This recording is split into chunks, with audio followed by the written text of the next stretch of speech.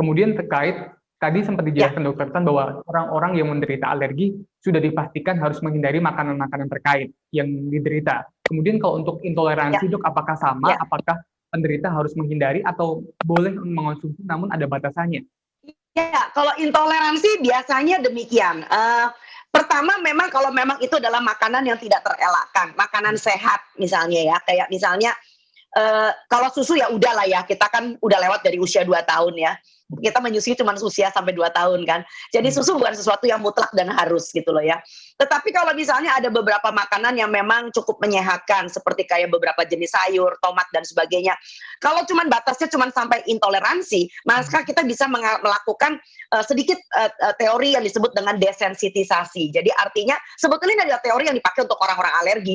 Tetapi kalau untuk orang alergi saya biasanya tidak akan menganjurkan desensitisasi. Tapi untuk orang-orang intoleransi biasanya saya akan menganjurkan. Jadi artinya pertama kali kita mau jajal itu jangan misalnya makan pasta tomat ya. Itu mah namanya bangunin macan tidur ya. Tapi kita bisa coba misalnya kalau Anda bikin sup tomat cherry gitu ya, dipotong kecil-kecil, masukin ke dalam satu mangkuk sup.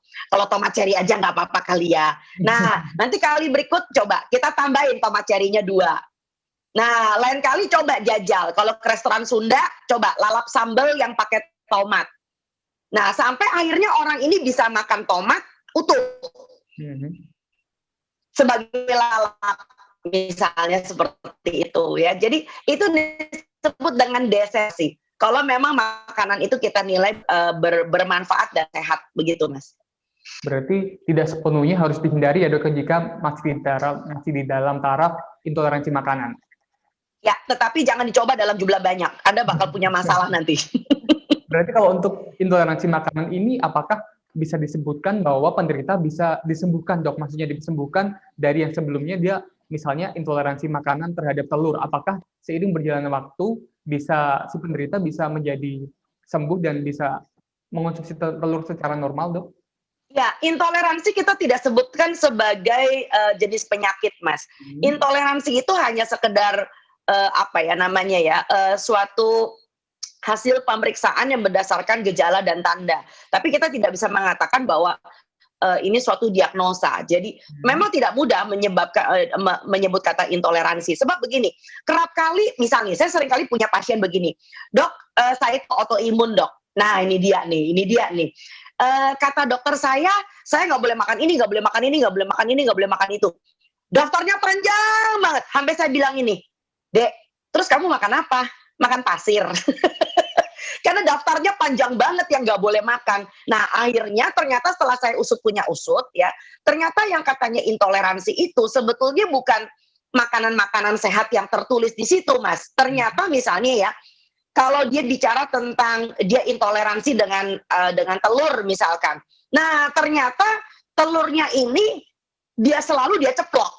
Nah, selalu digoreng atau telurnya itu misalnya dia bikin jadi belado gitu loh. Jadi rupanya orang ini tidak semata-mata alergi dengan telurnya gitu loh, tetapi barangkali dengan bumbu-bumbu lain yang menyertai telur itu dimasak. Nah, lalu kemudian setelah pelan-pelan saya mengatakan, gini aja deh, coba kita bikin sup telur. Nah, kalau sup telur kan telurnya satu tapi ngambang dalam satu panci, Mas. Telur itu kan bermanfaat ya Mas ya, sayang banget kalau kita nggak makan. Maka saya mengatakan, coba kamu bikin sop ayam nih. Ada ayam, ada ya seperti lazimnya sop ayam lah, ada jamur, ada kol segala macam. Nah, kamu kocok satu butir telur ya, lalu kemudian kamu masukkan ke dalam satu panci besar. Lalu kamu minum supnya. Artinya serpihan telur yang seperti serabut-serabut itu. Nah, ternyata nggak apa-apa. Nah, begitu saya tanya, supnya pakai apa? Bumbunya apa aja? Ya sederhana sih dok, cuman garam, lada, sama pala. Oh ya sudah kalau gitu, selamat ya, saya bilang gitu. Coba lain kali kamu bikin siomay. Nah, siomay-nya pakai telur cuman sebelah. Ya, banyakin ikannya, saya bilang, karena dia nggak alergi ikan. Nah, ternyata begitu dia makan siomay, baik-baik aja. Artinya sebetulnya ini adalah teman-temannya nih, teman-teman bagaimana makanan itu dimakan atau dimasak.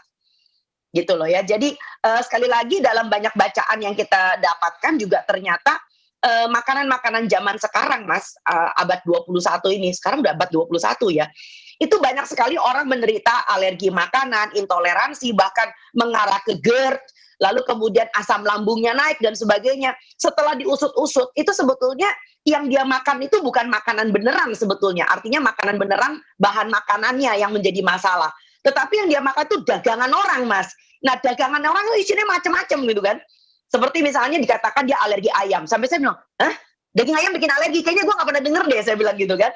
Usut punya usut, ternyata dia nggak pernah makan ayam seperti kalau kayak kita makan. Misalnya kalau cuma dibikin soto, ayam cuma dibikin ayam bakar. Enggak.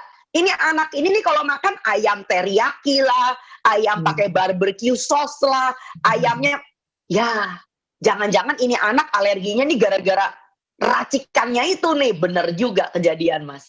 Gitu. Terima kasih sudah nonton. Jangan lupa like, subscribe, dan share ya.